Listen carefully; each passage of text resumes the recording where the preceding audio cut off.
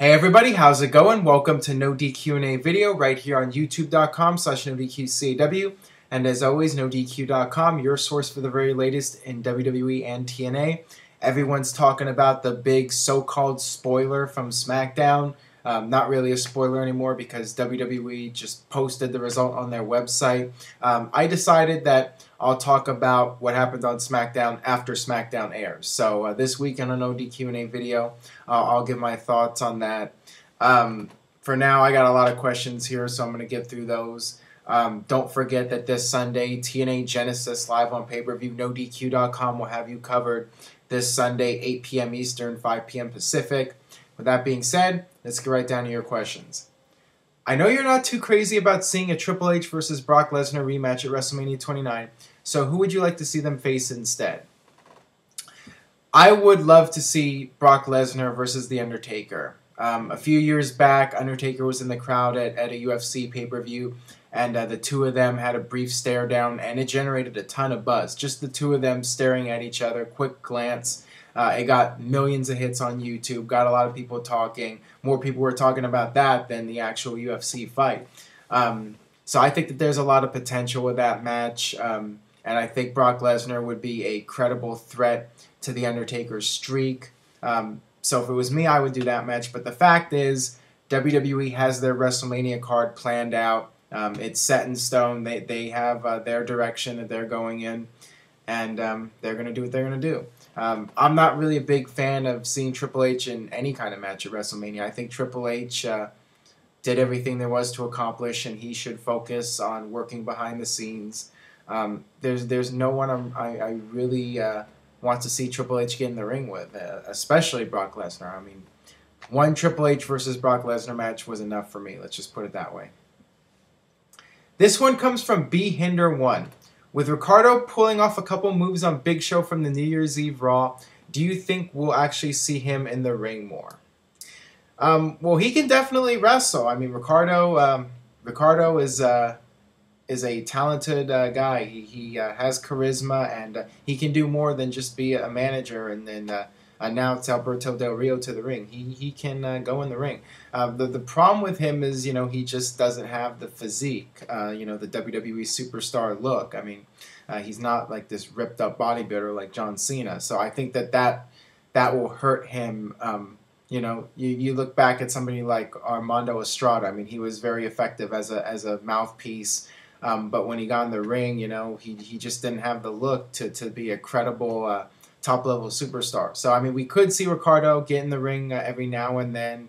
But, he's doing great just being Alberto Del Rio's announcer. I mean, he gets Alberto over, and his routine is very entertaining. So, I mean, he doesn't really need to wrestle. I mean, he could, but it's not really necessary. This one comes from Holy Nation.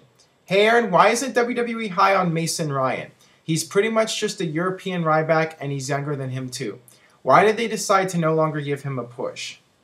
Well, the bottom line is that he had a good look. He has a good look, but just not able to deliver in the ring. He just wasn't that good, and he didn't really stand out. I mean, he was just a guy with a body. I mean, that's really all there is to it. Now, of course, they could always repackage him. My big issue with him was that he looked too much like Batista, and people could say, well, Ryback's too much like Goldberg, but that's really the only redeeming attribute he had, is that he was this jacked up guy that looked like Batista, and looking past that, he really had nothing to offer. So I don't know if WWE is going to bring him back at some point and give him another push. It certainly doesn't seem like it. It seems like that they've all but given up on him, and he could be one of those guys that just fades away. But you never know. He could come back, and something could click, and he could become a huge superstar. I mean, it's still a possibility, but just don't know right now. This one comes from Truth MMA. Hey, Aaron, is Bully Ray ready to be TNA World Heavyweight Champion? Well, the fact is, he's a veteran. He's been around a long time. He's starting to get up there. If you're going to pull the trigger on him, now would be the time.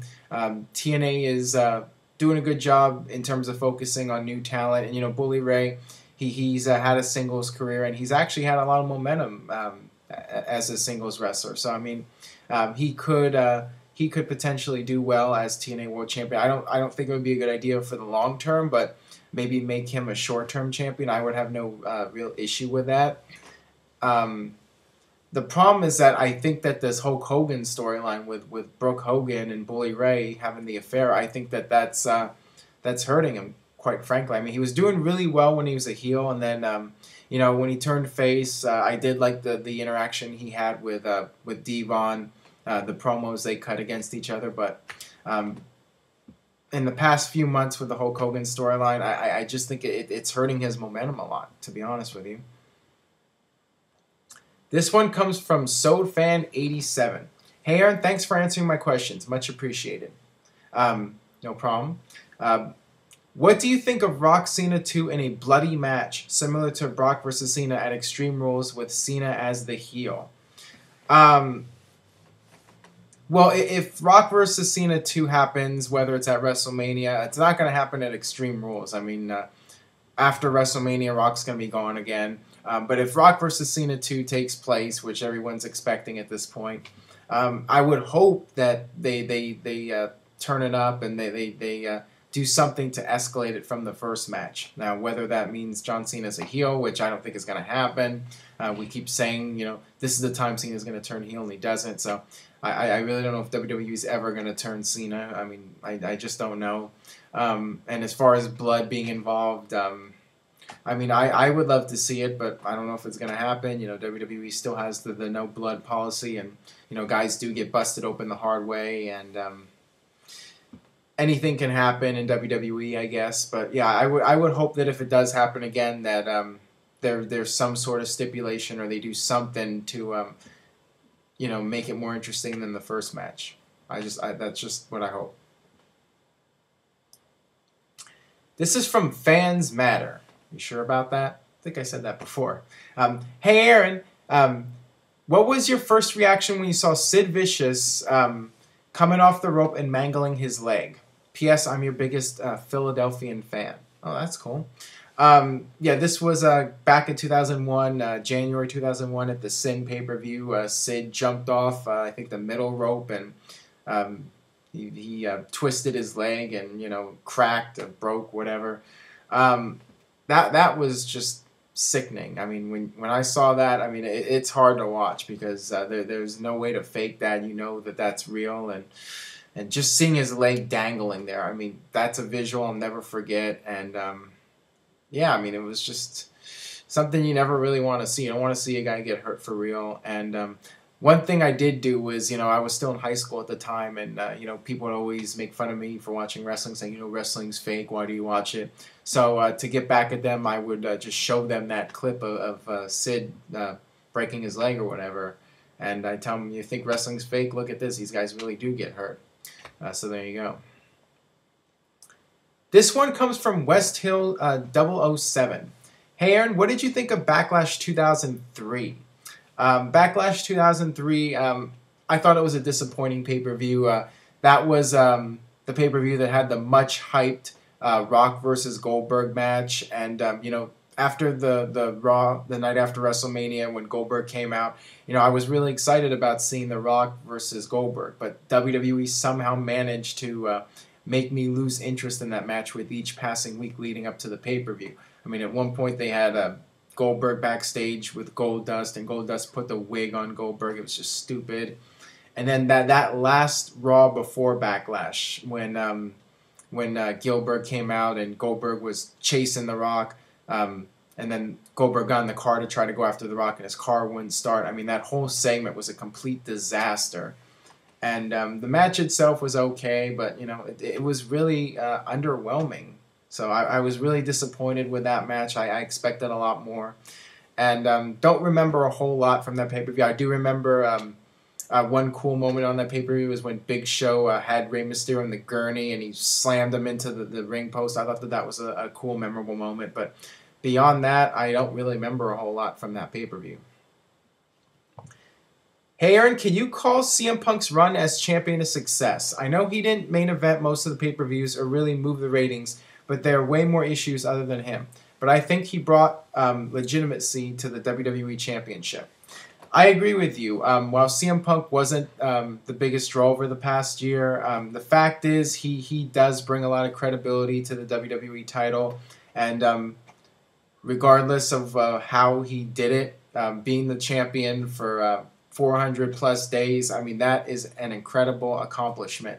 And especially in this area, CM Punk brought up that guys like Bruno Sammartino only had to defend the title once a month. CM Punk in this era, when you're defending the title almost on a weekly basis, not every week, but you're on Raw every week and you're defending the title every pay-per-view. It's really impressive.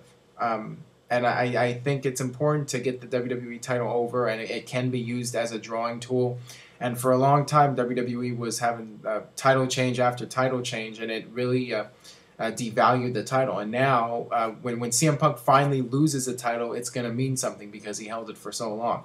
So I think that WWE's done a great job, and yeah, it hasn't been the biggest ratings mover, and CM Punk's not the biggest draw, but it definitely helps the prestige of the title, no doubt about it.